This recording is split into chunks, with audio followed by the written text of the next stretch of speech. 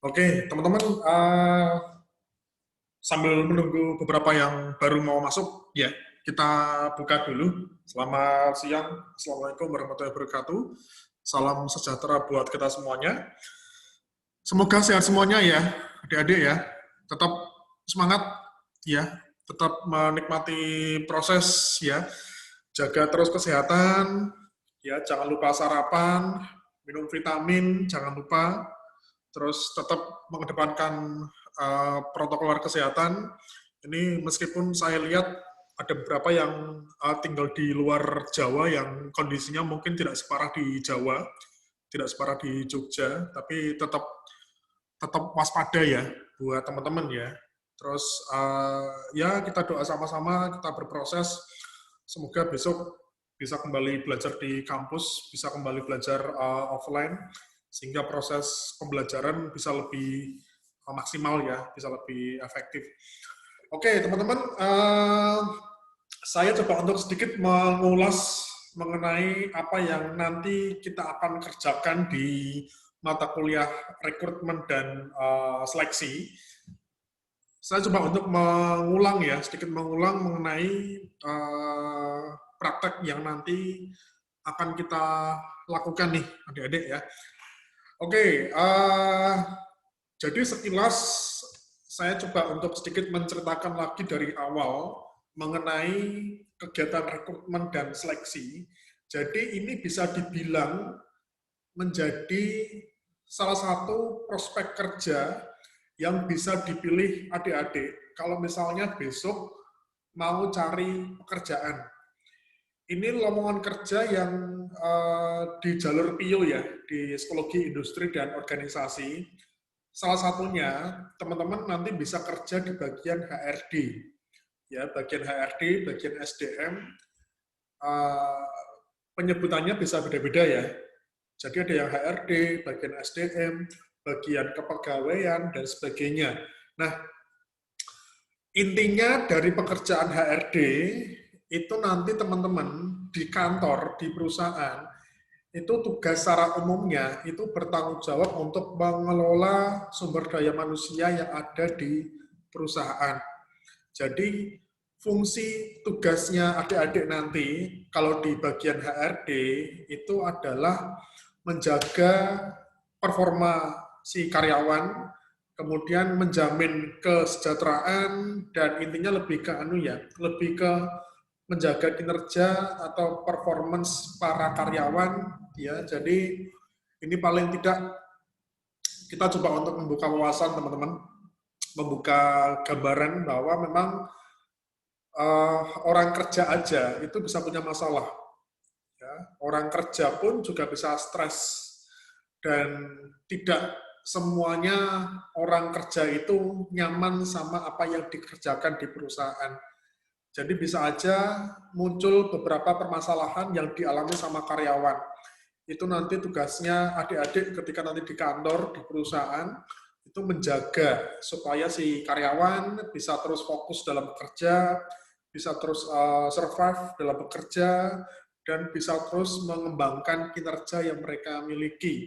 Nah, saya pernah menyampaikan ya teman-teman ya, ini kalau besok teman-teman mau kerja di HRD, di staf HRD, ini dipahami dulu. Karena kalau kita mendengar istilah HRD, itu banyak kerjaannya deh, banyak bidang-bidangnya. Jadi paling tidak saya mencatat ada sekitar 4 bidang yang akan dikerjakan teman-teman di perusahaan. Yang pertama itu adalah rekrutmen seleksi. Itu nanti adik-adik bertugas untuk melakukan perekrutan pegawai sampai melakukan seleksi, ya, seleksi tenaga kerjanya. Yang kedua, ada bidang training development. Ini bagi teman-teman yang suka ngajar, suka berbicara, suka ngasih pelatihan, ada bagian khusus bagian perusahaan itu yang mengelola kegiatan pelatihan bagi karyawan. Jadi kalau karyawan di perusahaan itu kan dituntut harus terus berkembang kan, secara kompetensi, secara keterampilan, dan perusahaan selalu berkembang, selalu dinamis. Ya, perusahaan kalau mau eksis terus, kalau mau berkembang, ya itu kan juga berkompetisi kan. yang pada akhirnya muncul beberapa inovasi baru, beberapa strategi baru oleh perusahaan. Sehingga mau tidak mau, karyawan harus terus menyesuaikan diri dengan perubahan perusahaan, perubahan organisasi. Nah, yang ketiga, itu organizational development. Ini bagian pengembangan organisasi. Ini mirip-mirip bagian pelatihan sama development, cuma cakupannya lebih luas, teman-teman. Jadi yang namanya karyawan, ya tentu juga punya problem, punya masalah, ya seperti tadi. Nah, kita melihat dari sisi sistemnya, karena setiap perubahan perusahaan atau perubahan organisasi, itu akan selalu muncul beberapa permasalahan-permasalahan yang terjadi pada karyawan. Nah, kalau bagian OD ini, nanti lebih lanjut akan kita pelajari di mata kuliah intervensi organisasi. Ya, insya Allah mungkin nanti ketemu dengan saya lagi di semester 7, teman-teman. Jadi kita akan banyak belajar mengenai beberapa permasalahan yang dialami oleh karyawan. Nah, yang keempat, ini bagian personalia. Ini lebih ngurusi bagian administrasi, teman-teman. Jadi kayak ngurusi gaji, ngurusi kontrak kerja, ngurusi absen, dan sebagainya, itu nanti akan ditangani oleh bagian personalia. Jadi kalau di bagian personalia, itu memang akan lebih banyak kerjanya di balik meja, di balik komputer. Karena akan banyak berhubungan dengan data. Nah, yang nanti akan kita kerjakan, yang nanti kita akan coba untuk mempraktekkan, kita akan coba untuk praktek melakukan rekrutmen dan seleksi ya, teman-teman ya. Jadi ya ini contohnya yang mungkin pernah saya share sebelumnya. Ini bagian khusus ya. Jadi nanti teman-teman kalau misalnya di bagian HRD itu nanti dilihat dulu ya. Misalnya mau ngelamar di HRD, ini HRD yang khusus, HRD yang spesialis, atau HRD yang general. Kalau misalnya HRD yang khusus, yang spesialis, itu teman-teman hanya mengerjakan satu bidang saja. Jadi bentuk lowongannya ya nanti bisa staff recruitment, staff training, atau staff personalia. Tapi kalau HRD umum, HRD generalis, berarti teman-teman nanti mengerjakan semua bidang yang ada di HRD. Itu biasanya tulisannya staff HRD nanti. Jadi nanti coba dicermati dulu. Insya Allah besok kalau misalnya teman-teman sudah lulus, sudah punya bayangan pengen kerja di mana, cermati dulu ya. Karena masing-masing lowongan HRD itu nanti job deskripsinya, nah uraian tugasnya itu bisa berbeda-beda. Nah, ini mata kuliah yang paling tidak bisa memberikan bekal buat teman-teman, karena dalam proses kegiatan atau mungkin proses pekerjaan seorang HRD, itu paling tidak juga dibutuhkan kemampuan untuk melakukan rekrutmen dan seleksi. Ini menjadi kemampuan dasar yang saya kira harus dikuasai teman-teman. Ini mohon nanti kalau misalnya semester ini sudah selesai, harap teman-teman terus dikembangkan ya, terus dipelajari. Karena saya kira kalau misalnya kita belajar tentang proses rekrutmen dan seleksi, itu nanti teman-teman akan lebih paham kalau melakukan prakteknya langsung sendiri. Dan perlu dipahami juga bahwa ada beberapa mata kuliah terkait yang nanti akan sangat berhubungan dengan proses kegiatan rekrutmen seleksi, teman-teman. Ini saya kira teman-teman kalau misalnya mau arahnya kerja di rekrutmen harus banyak mempelajari mata kuliah yang lain ya.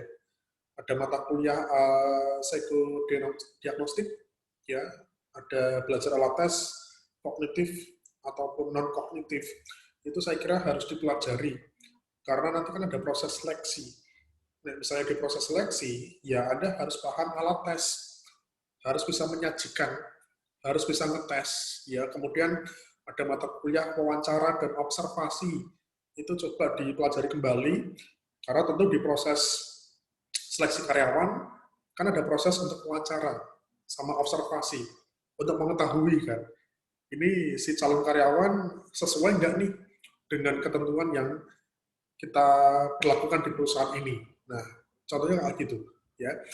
Oke, teman-teman, ini saya refresh kembali yang nanti akan dilakukan oleh teman-teman. Jadi kita akan coba untuk mempraktekkan kegiatan rekrutmen dan seleksi ya. Ini tahapan yang nanti akan dilakukan oleh teman-teman di perusahaan. Cuma nanti yang akan kita praktekkan, kita buat yang simple saja, kita buat yang sederhana aja. Jadi saya coba untuk mengulangi kegiatan atau mungkin tahapan yang biasa nanti akan ditemui teman-teman kalau kerja di perusahaan ya. Satu hal, ini sebagai gambaran ya, bagi teman-teman atau kakak tingkat kalian, angkatan 2014, 2015, ya, ini beberapa 2016 juga sudah lulus. Saya lihat di evaluasi lulusan itu memang cukup banyak teman-teman alumni yang kerja sebagai staf rekrutmen dan seleksi. Ini kan paling tidak membuktikan bahwa memang lowongan kerja untuk bagian staf rekrutmen itu cukup banyak, teman-teman. Nah, tentu itu juga harus diimbangi sama kemampuan kita ya.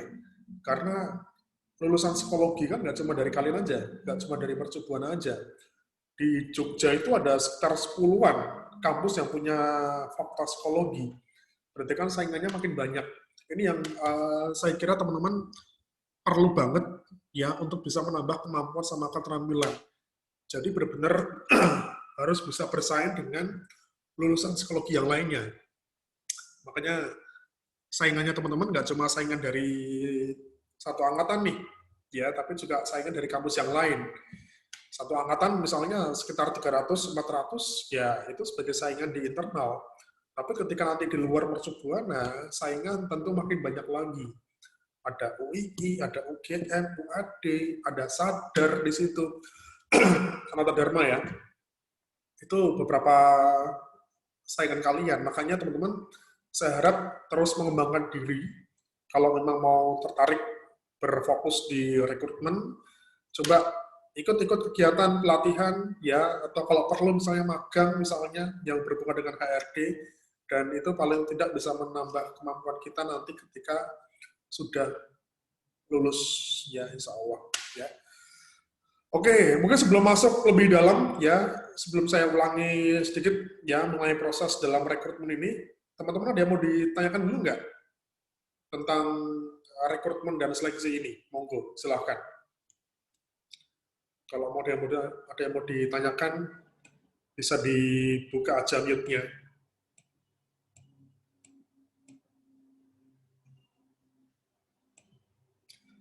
Paling tidak punya gambaran ya, teman-teman ya. Ini memang saya kira mata kuliah yang teman-teman perlu ada praktek ya, karena saya kurang yakin kalau misalnya kita hanya belajar secara teori, apalagi online, nanti teman-teman akan memahami. Jadi ini kenapa kok saya buat semacam praktek atau tugas, ini dengan harapan teman-teman pernah punya pengalaman paling tidak ya melakukan kegiatan praktek rekrutmen ya. Oke, ada mungkin yang mau ditanyakan dulu teman-teman? Kalau tidak, coba saya lanjutkan ya di tahapan ini. Jadi gini teman-teman, kalau besok Anda kerja di perusahaan, di HRD, di bagian staff rekrutmen, memang ruang lingkup pekerjaan kalian itu ya hanya fokus di penambahan pegawai saja. Jadi proses dari rekrutmen, seleksi sampai ke penempatan ya. Itu biasanya hitungannya atau mungkin target kerjanya itu setiap bulan, teman-teman. Jadi bahkan ada beberapa perusahaan, beberapa instansi yang hampir setiap hari itu ngetes karyawan. Karena memang kebutuhan karyawan yang sangat banyak, teman-teman. Jadi misalnya gini, kita ambil contoh Mas Sena ya. Mas Sena mungkin kerja di suatu pabrik, ya, pabrik otomotif yang satu pabriknya itu ada sekitar 3.000 karyawan. 3.000 ya. 3.000 itu udah sepertiganya stadion mungkin. Ya. Nah, tentu dalam waktu 1 bulan, lalu lintasnya karyawan itu kan semakin kenceng. Jadi semakin gede sebuah perusahaan, semakin banyak karyawan di dalam suatu perusahaan, itu tentu biasanya kebutuhan atau kekosongan pegawai itu jumlahnya tentu semakin besar. Jadi bisa saja dalam 1 bulan 3.000 karyawan ini ada sekian persen yang keluar, resign dari pekerjaannya. Terus ada juga karyawan yang naik jabatan. Terus ada juga karyawan yang dipindah tugaskan ke unit yang lain. Jadi semacam mutasi ya. Mungkin yang tadinya bagian humas dipindahkan ke bagian marketing misalnya, kayak gitu. Kemudian bisa saja ada perkembangan organisasi, pengembangan perusahaan. Jadi perusahaan membuka kantor baru misalnya, atau ekspansi produk misalnya, sehingga pada akhirnya butuh tenaga kerja yang lebih banyak lagi. Nah, bisa aja mungkin Mas Sena setiap bulannya itu akan mendapatkan PR banyak nih. Bisa mencari katakanlah 50 orang pegawai. Nah, itu yang menjadi targetnya teman-teman biasanya. Kalau kerja di staff recruitment. Berarti dalam sebulan ke depan, Anda harus mencari 50 orang pegawai. Itu yang menjadi targetnya teman-teman. Oke, kalau mau lebih gampang lagi, kita ambil contoh ya. Kayak minimarket, Alfamart, atau Indomaret. Alfamart atau Indomaret itu biasanya punya kantor cabang di setiap provinsi. Tapi juga bisa kantor cabang yang terdapat di satu provinsi itu bisa mencakup ke beberapa provinsi. Misalnya gini, katakanlah Mas Sena asli mana ya Mas? Saya Bandung, Pak. Oh Bandung. Bandungnya mana kamu? Bandungnya kota Cimahi, Pak. Oh Cimahi, bukan Bandung berarti kan? Tetangga, Pak. Enggak. Oke, misalnya gini ya Mas. Bandung misalnya ada satu kantor Alfamart. Nah, nanti kantor cabangnya Alfamart Bandung itu nanti akan menjadi induk dari Alfamart yang ada di Bandung. Nah, nanti kalau misalnya ke kabupaten lain, itu biasanya ada perwakilan kantor lagi. Misalnya Cimahi ya. Cimahi itu nanti bisa mencakup Padalarang, ya, bisa mencakup katakanlah Purwakarta, bisa juga mencakup katakanlah Subang. Jadi misalnya kantor cabang Purwakarta itu mencakup Subang, Cimahi, atau Bandung Barat ya misalnya ya Mas ya. Nah, di kota yang lain itu juga sama. Nah, kita lihat bahwa sekarang perkembangan Alfamart sama Indomaret itu makin luas ya, makin lebar. Ya, bahkan beberapa kota di luar Jawa yang tadinya sepi, kemudian tiba-tiba ada Alfamart, ada Indomaret, ya. Makanya ada yang bilang bahwa kalau di suatu daerah sudah ada Alfamart, sudah ada Indomaret, berarti daerah tersebut udah maju. Nah, itu kan membuktikan bahwa setiap bulan itu Alfamart bisa aja buka di beberapa tempat. Jadi buka terus, buka terus, buka terus, buka terus. Nah, efeknya apa? Kita harus mencari pegawai baru. Ya, nah, di Jogja kan banyak ya, beberapa tempat makan, warung makan yang punya cabang kan, kayak SS, spesial sambel, kayak warung steak, tahu ya, SS sama warung steak, itu kan sudah merambah ke beberapa kota di luar Jogja, udah nyampe Jakarta, udah nyampe luar Jawa bahkan, ya, dalam artian kan, semakin banyak toko atau warung yang dibuka, tentu juga semakin banyak pegawai yang dibutuhkan. Nah, itu besok gambarannya ya, teman-teman ya, kalau di perusahaan ya. Jadi kalau misalnya Anda nanti kerja di staff recruitment, itu nanti Anda akan dihadapkan target untuk mencari karyawan. Cari karyawan gampang nggak sih? Gampang-gampang susah. Ya, susah-susah gampang. Karena mencari orang yang mau kerja di tempat Anda, itu juga butuh trik, juga butuh strategi. Nah, yang Anda jual nanti itu kan lowongan kerja. Makanya kan tugasnya Anda nanti di rekrutmen itu berusaha untuk meyakinkan masyarakat bahwa kerja di tempat Anda itu bisa nyaman. Ini yang diperlukan semacam apa ya, tips ya, beberapa strategi, beberapa trik yang perlu Anda lakukan. Gimana caranya supaya bisa mencapai target tadi. Nah, itu kondisinya ya, teman-teman ya. Jadi memang setiap bulan, awal bulan atau akhir bulan, itu nanti teman-teman akan mendapatkan semacam form ya yang berisi mengenai informasi jumlah calon karyawan yang akan Anda cari. Nah, yang kedua, tahapan yang kedua, oke, teman-teman yang pernah ngambil anajab, yang pernah ngambil analisis jabatan, harusnya tahu ini ya, job deskripsi sama job spesifikasi. Ini bagi orang yang mau kerja besok di perusahaan, ini hal yang wajib yang harus dikuasai, teman-teman. Anda kalau orang kerja, istilahnya kalau nanti mau kerja di perusahaan, harus tahu yang namanya job desk sama job spec. Oke, job deskripsi itu adalah uraian tugas tentang apa yang akan dilakukan oleh karyawan. Nah, job spesifikasi itu adalah uraian mengenai persyaratan minimal orang yang akan jabat di posisi tersebut. Jadi job deskripsi itu adalah gambaran tugas dari suatu jabatan, teman-teman. Kalau job spesifikasi itu standar orang kalau mau jabat di posisi itu orangnya harus kayak gimana? Lulusannya apa? Jurusannya apa? Usia berapa? IPK minimal berapa? Nah, dari job spesifikasi inilah nanti akan dijadikan sebagai standar kriteria Anda untuk mencari karyawan. Kayak gini ya, teman-teman ya. Oke, ini contohnya ya. Ini ada contoh, ini ada PT Dago Wisata Internasional. Ini di Bandung nih, ya Mas Sena. Ini dari PT Dago Wisata ini mencari IT staff. Nah, kualifikasinya apa? Pria, muslim, lulusan SMK, D3, atau S1, teknik komputer, atau informatika. Kemudian menguasai software, bahasa pemrograman, dan sebagainya. Paham dasar networking, dan sebagainya. Nah, ini adalah contoh job spesifikasi. Jadi gini, teman-teman, adik-adik.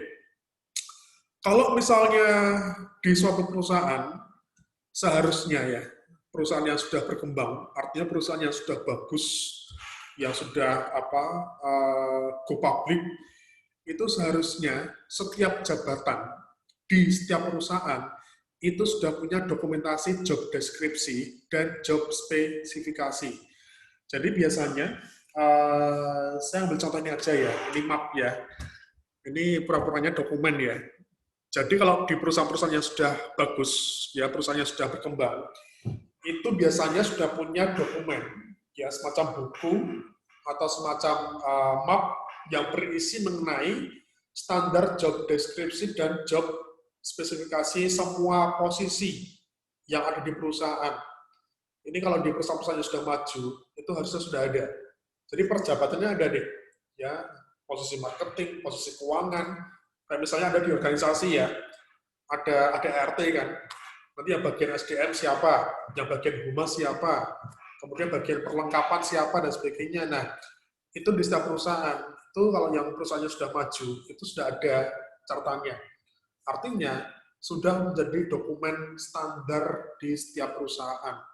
Cuma, ada kalanya, beberapa perusahaan yang masih kecil ya, yang masih menengah lah, yang masih baru coba untuk maju, itu kadang belum punya dokumen job desk sama job spesifikasi secara tertulis.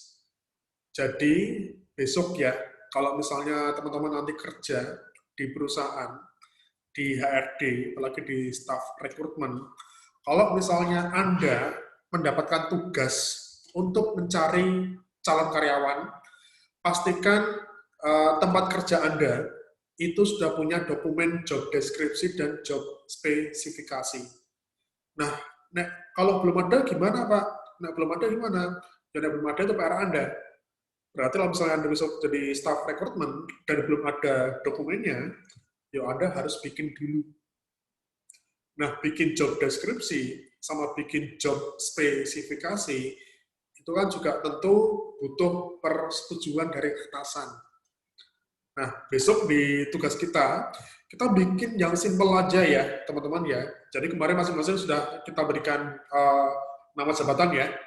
Jadi yang pertama dilakukan oleh masing-masing kelompok itu bikin yang simpel saja, job deskripsi sama job spesifikasinya dulu. Ya, ada beberapa video yang kemarin sudah saya sampaikan lewat grup, itu bisa disaksikan kembali. Gimana sih kita bikin proses membuat job desk sama job spec yang simple, itu sudah ada. Ya. Kemudian, kalau sudah ada job desk sama job spec-nya, kan nanti sudah ada standarnya akhirnya. Muncul standar kriteria karyawan. Nah, itulah yang nanti akan dijadikan sebagai dasar untuk membuat poster informasi lowongan kerja. Jadi ketika teman-teman lihat poster info lowongan ya, sekarang kita mau cari informasi lowongan udah banyak sekarang. Mau di sosmed, mau di website sudah banyak. Nah, itu kan ada berapa tulisan kualifikasi kan, kriteria. Nah, kualifikasi kriteria itu didapatkan dari job spesifikasi. Ya. Oke, itu gambarannya ya teman-teman ya. Jadi kita coba untuk bikin atau mungkin melakukan kegiatan praktek yang simple, sederhana. Ini harapannya ya. Saya sih pengennya teman-teman kalau misalnya mau lebih lanjut belajar tentang rekrutmen seleksi, di luar sana tuh banyak sekali pelatihan-pelatihan tentang rekrutmen seleksi. Ya, tentang ke-HRD-an, kemudian tentang pelatihan alat tes, ya. Itu sangat banyak saya kira. Itu bisa menjadi tambahan bekal buat teman-teman kalau misalnya besok mau ngelamar di staf HRD. Kalau ketersediaan lowongan ya, teman-teman ya. Kalau misalnya kita pengen mendapatkan variasi lowongan yang lebih banyak, itu teman-teman ya paling tidak harus merantau ya. Di Jogja itu untung-untungan. Kalau pas ada. Kalau pas enggak. Tapi kalau misalnya mau cari variasi lowongan kerja yang lebih banyak, itu silakan Anda pergi ke Jabodetabek. Atau di daerahnya Mas Senan ini juga banyak nih, ya di Bandung, Padalarang, Garut, ya sekitaran Sumedang, Ranca Ekek dan sebagainya, Soreang itu juga banyak perusahaan-perusahaan bagus.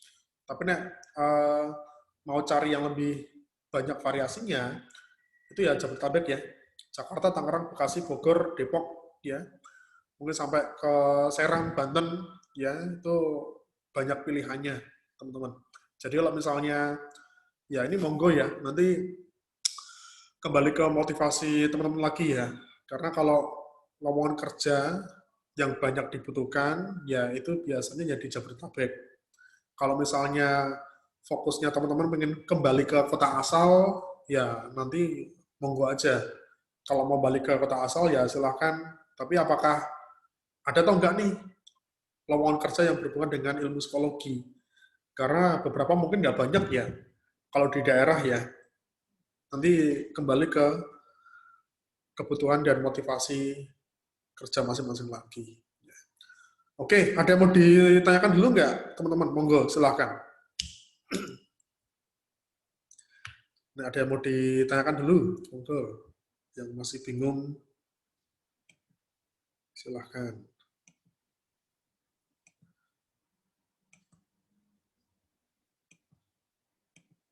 Ya, Pak izin bertanya boleh? Monggo, Mas. Boleh, silahkan.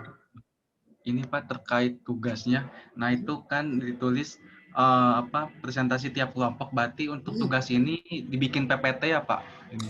Ya, nanti untuk yang presentasi, ini dibikin PPT dulu ya, teman-teman ya. Jadi untuk nanti setelah UTS, ya seperti yang kita sampaikan kemarin, kita model belajarnya, kita model diskusinya, nanti per pertemuan per kelompok ya. Jadi paling nggak lebih intens ya, harapannya sih dengan kita Zoom per kelompok, itu semua anggota kelompok bisa belajar ya lebih intens. Nah, nanti yang disampaikan, poin-poin yang disampaikan, ini sesuai dengan video ini ya. Pertama job deskripsi sama job spesifikasi, kemudian bikin poster lowongan kerjanya. Simpel sebenarnya, ya. Jadi hanya sampai di poster informasi lowongan kerjanya, dan nanti mungkin untuk proses materi mengenai seleksi karyawan minggu depan nanti akan saya share videonya ya. Jadi ini masih rekrutmen teman-teman. Kita ada 2 tahapan, ada rekrutmen dan seleksi. Kalau rekrutmen itu prosesnya kita masih mencari, ya mengumpulin, ya mencari orang-orang yang mau ngelamar di tempatnya kalian. Nah, nanti ada proses seleksi. proses seleksi itu mensortir, ya ini mungkin seperti yang dilakukan sama teman organisasi ya.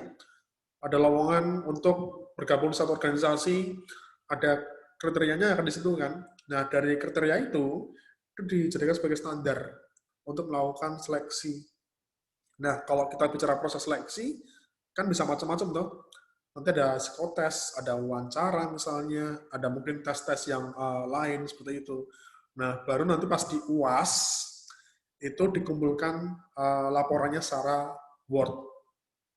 Ya, nanti kita akan sampaikan lebih lanjut seperti apa mekanismenya untuk yang di UAS. Jadi targetnya nanti setelah UTS, nanti masing-masing kelompok kita presentasi Zoom secara privat, ya, dan yang bergabung nanti hanya yang dapat jatah maju. Kalau kelompok satu ya kelompok satu aja. Nah, nanti kita usahakan diskusi masing-masing kelompok, nanti kita akan share ke grup ya, lewat YouTube. Jadi harapannya setiap kelompok yang belum maju, itu bisa belajar, bisa menyaksikan dari diskusi setiap kelompok. Harapannya, ini kan banyak, beberapa kelompok kan punya jabatan yang berbeda-beda ya. Nanti teman-teman bisa belajarnya secara variatif ya, karena ya tentu kan beda nanti job desk sama job spec-nya masing-masing kelompok. Gitu Mas gambarannya. Ada yang mau ditanyakan dulu teman-teman? Ini yang 2018 ada yang ngambil mata kuliah PSDM nggak? Pengelolaan SDM. Ada Pak. Maksudnya ngambil ya? Ya, saya lihat beberapa juga ngambil ya. Ini sangat terkait teman-teman dengan mata kuliah PSDM karena kalau kerjaan HRD secara umum itu ya kayak PSDM itu, kayak mata kuliah pengelolaan SDM. Makanya kalau Anda belajar atau ngambil mata kuliah pengelolaan SDM itu juga dipelajari, itu juga dicermati. Karena saya kira setiap bab yang dibahas di PSDM itu akan sangat berhubungan dengan pekerjaan kita nanti sebagai HRD. Tapi secara umum ya. Tapi kalau di rekrutmen, ini hanya fokus kita bicara tentang rekrutmen seleksi saja. Seperti itu. Oke, monggo teman-teman. Ada yang mau ditanyakan lagi? Silahkan.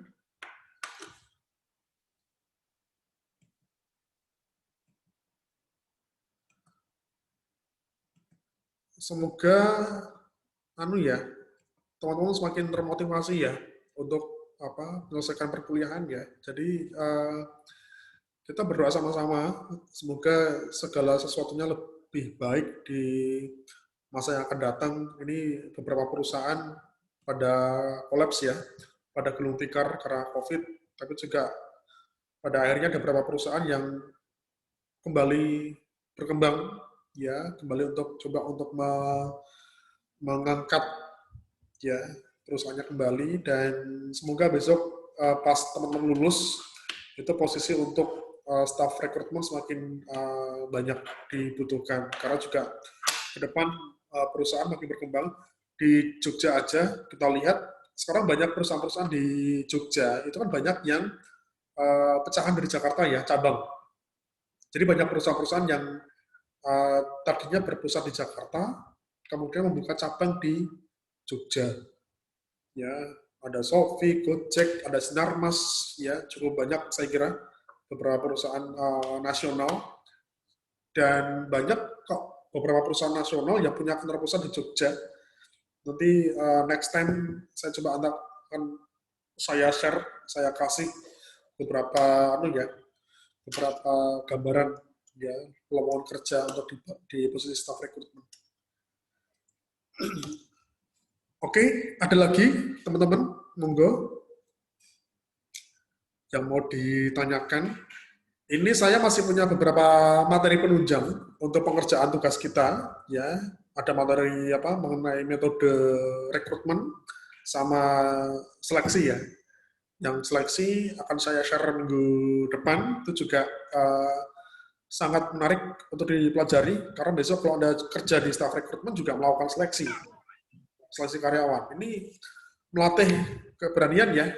Anda belajar alat tes, jangan cuma belajar pas mata kuliah psikodiagnostik aja. Tapi nek bisa ya terus belajar, nyari pelatihan Mas Mbak ya, nyari pelatihan alat tes. Karena kalau alat tes itu nggak cuma dipelajari 1 semester, alat tes harus terus dipelajari. Karena kita nggak mempelajari terus, nanti akan lupa, akan hilang anunya, istilahnya kemampuan kita untuk ngetes.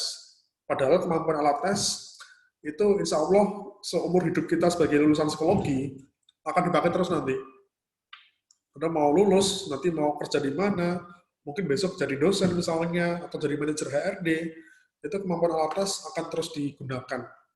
Jadi nek alat tes, nek ya diusahakan harus terus belajar alat tes. Nggak cuma dipelajari pas kuliah aja. Ada beberapa alat tes yang diajarkan secara privat di beberapa lembaga pelatihan.